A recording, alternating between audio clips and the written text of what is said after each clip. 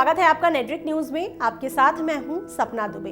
भारत का संविधान जब बनाया गया था तो ही देश में रह रहे नागरिकों को 6 मौलिक अधिकार दिए गए हैं, जिसका उपयोग भारत का हर एक नागरिक कर सकता है। लेकिन कहीं इन अधिकारों का हनन तो नहीं हो रहा है, इसका भी पूरा ध्यान रखा गया है। मौलिक अधिकारों की रक्षा के लिए बनाया गया संवैधानिक उपचार का अधिकार, इसके लिए संविधान में अनुच्छेद 32 बनाया गया है। अनुच्छेद 32 में अनुच्छेद 14 से लेकर अनुच्छेद 30 के अधिकारों और कार्यों की व्याख्या की गई है। अनुच्छेद 32 हमारे मौलिक अधिकारों की रक्षा के कानूनी उपचार देता है। संविधान सभा के अध्यक्ष रहे डॉक्टर भीमराव अंबेडकर ने कहा था कि अनुच्छेद 32 भारतीय संविधान की आत्मा और दिल है, जिसके आधार पर ही देश के हर एक नागरिक को आजादी से लेकिन कानूनी दायरे में रहकर जीने का अधिकार मिलेगा। तभी देश में अनेकता में एकता की सही परिभाषा देखने को मिलेगी। अब आपको क्या क्या शामिल होता है संवैधानिक उपचार में, ये बताते हैं। लेकिन उससे पहले आप चैनल को सब्सक्राइब जरूर कर लें, साथ ही बेल आइकन को जरूर दबाएं, जिससे हर अपडेट आप तक पहुंच पाए। अब आपको बताते हैं कि क्या क्या शामिल होता है संवैधानिक उपचार में।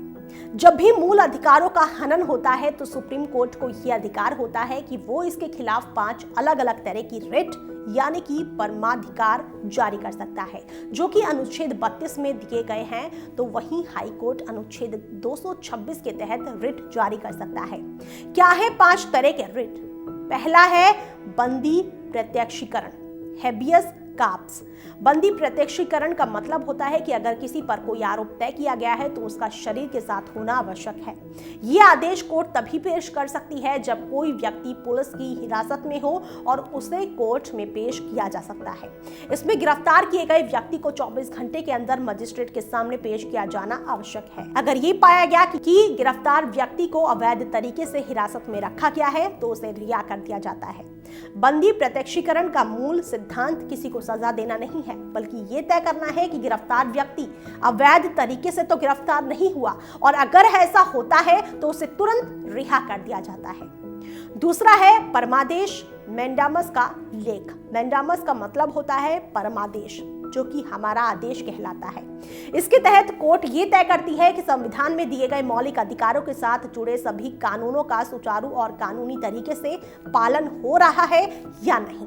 गैर कानूनी कार्य और अधिकारों को हनन से बचाने के लिए परमादेश जारी किया जाता है। इसके तहत एक पार्टी के पास अधिकार होते हैं कि वो दूसरी पार्टी पर कुछ कानूनी बाध्यता डाल सकता है जो उसके अधिकारों का हनन करने वाले हैं। हालांकि इस रिट का इस्तेमाल कोर्ट देश की सरकार, न्यायपालिका, निगम या लोक प्राधिकरण नागरिकों के मौलिक अधिकारों की रक्षा के लिए काम तो करते हैं, लेकिन उसे निभा पाने में सक्षम नहीं हो पाते हैं।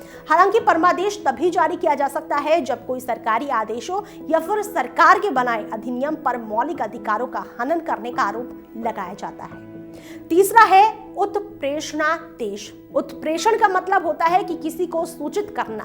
उत्प्रेषण के तहत किसी को भी न्यायिक तरीके से आदेश दिए जाते हैं जो कि कानून से जुड़ी कार्रवाई और किए गए कार्रवाई के आचरण को दर्शाते हैं। इसे तभी इस्तेमाल किया जाता है जब न्यायाधिकरण के दिए गए आदेश नागरिकों के मूल अधिकारों का हनन करते हैं, उन पर अवैध तरीके से अतिक्रमण करते हो, न्याय की प्रकृति को खत्म करता हो।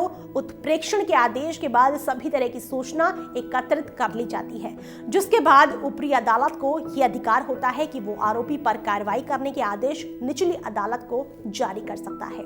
इसमें 4 अलग अलग अधिकारों के हनन की सूचना पर रिट जारी किया जा सकता है। पहला, न्याय के क्षेत्र का गलत इस्तेमाल करने पर।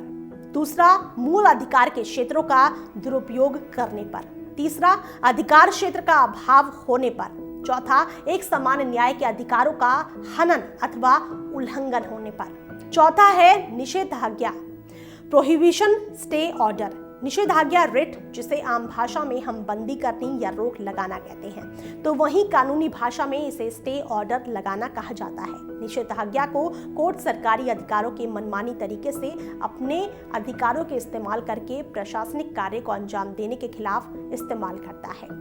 5वां है अधिकार परीक्षा लेख। अधिकार परीक्षा लेख यानी कि कोर्ट किसी वारंट द्वारा अर्थात किसी अधिकार शक्ति के तहत किसी भी व्यक्ति पर या किसी की कार्य प्रणाली पर रोक लगा सकती है। कोर्ट की व्यक्ति के पास ये अधिकार होता है कि वो ऐसी व्यक्ति पर रोक लगा सकता है जो किसी उक्त पद के उपयुक्त नहीं है लेकिन उस पद पर आसीन है। ऐसे व्यक्ति को काम करने से भी रोक लगा दी जाती है।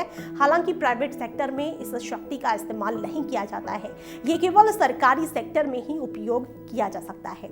ये सारी शक्तियां सर्वोच्च न्यायालय और उच्च न्यायालय के पास होती हैं, जिसे तब तक नहीं बदला जा सकता है जब तक संविधान में संशोधन नहीं किया जा सकता है। न्यायालयों की शक्तियों को सीमा में बाधित नहीं किया जा सकता है। हालांकि अगर कोई राष्ट्रीय संकट हो तो उच्च न्यायालय किसी भी तरह के प्रवर्तन को स्थगित कर सकता है। ऐसे में मूलभूत अधिकारों के प्रवर्तन को छोड़कर सभी अधिकार मिले होते हैं। फिलहाल के लिए इतना ही। बाकी ऐसी और वीडियोस के लिए आप चैनल को सब्सक्राइब करना ना भूलें। आप देख रहे हैं नेट्रिक न्यूज।